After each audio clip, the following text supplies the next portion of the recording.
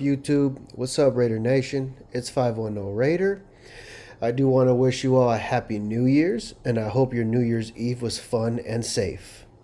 Now, after 10 straight losses, I did not think we'd win 2 in a row, but I'm not complaining.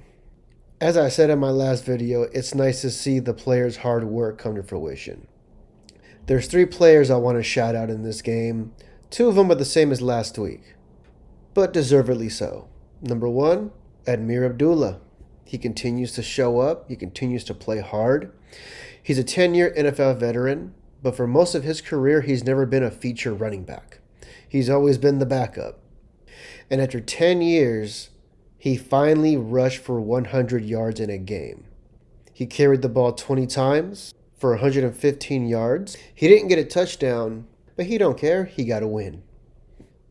The next player I want to shout out is Aidan O'Connell. For the most part, it was a clean performance from him. 20 of 35, 242 yards, 2 touchdowns, 0 interceptions. He was only sacked 1 time in this game, and it wasn't even on the offensive line, in my opinion. I don't know what the hell he was doing on that particular play, but to only get sacked 1 time tells me the improvement of this offensive line. This wasn't just the second straight win, but it was the second straight game without a turnover. No interceptions, no fumbles lost. The offense got off to a bit of a slow start, touchdown-wise, but in the second half, we were able to finally punch it in the end zone. We got to the red zone 4 times and only got 2 touchdowns out of it. That's got to improve, of course. So far this season, we've only seen a small sample size of Aidan O'Connell compared to last year. He started 10 games last season, 5 wins, 5 losses. This season, he has started 5 games, but only 3 of them he has finished. The other 2, he got injured and didn't return.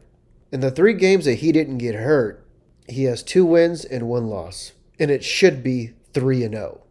And in those 2 wins, he didn't turn the ball over. With just 5 games this season, I've already seen his improvement from last year. I want him on the roster next year regardless. The next player I'm about to shout out is no surprise. I mentioned last week that everyone else has been giving him his flowers, so I didn't mention him, but this week it's deserving. And of course, that is Brock Bowers.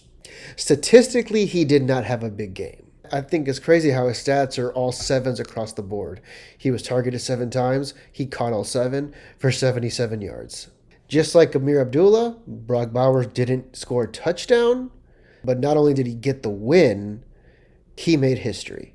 His 1,144 receiving yards are the most by a rookie tight end in Raider franchise history, and they're also the most by a rookie tight end in NFL history. His 108 receptions are the most by a rookie tight end in NFL history, and they're the most in a season by any Raiders player in Raider franchise history. He broke Tim Brown's receptions record and Darren Waller's receptions record.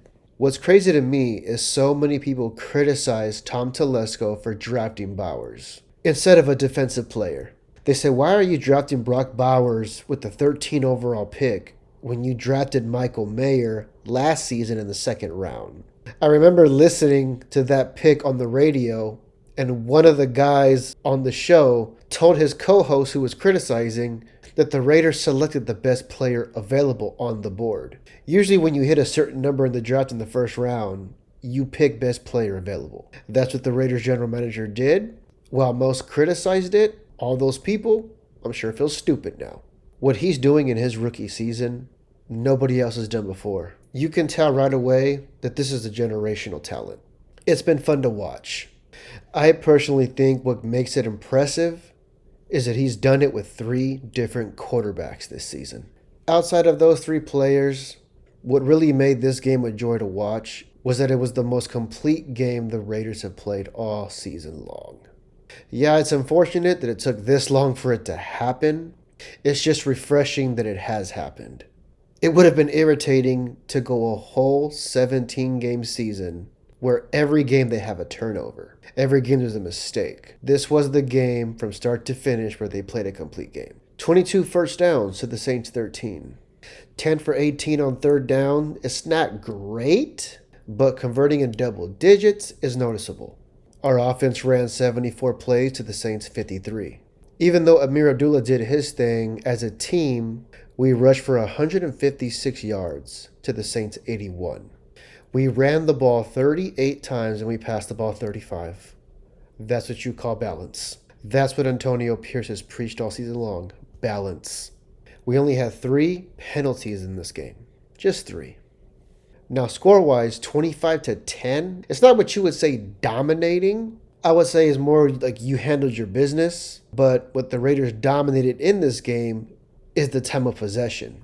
Our offense had the ball for 37 minutes and 50 seconds, while the Saints only had the ball for 22 minutes and 10 seconds. We had the ball 15 minutes longer than the Saints did. That's basically a whole quarter. When you dominate the time of possession, you should win the game. I will give an honorable mention real quick to Jack Jones, who finally got another interception. I'm not sure if he forgot that he was still in bounds, but I actually think he could have potentially scored a touchdown if he would have looked up and noticed there was no one in front of him. I know the Saints were missing a number of starters. I would have been more excited about this game if Derek Carr would have started. It would have made me want to win the game even more. There's a stat out there that Derek Carr has lost to 31 of the 32 NFL teams. The only team he hadn't lost to yet, because he hadn't played them, is his former team, the Raiders. But despite their injuries, New Orleans is not an easy place to play, and it's not an easy place to win. I think it's crazy how the coaching staff mentioned how the flight was delayed, and they got in at 1 in the morning or whatever the heck it was. So they were all running on lack of sleep. But the way they played, you wouldn't have thought it. Now let's just hope we can close this season out with 3 wins in a row.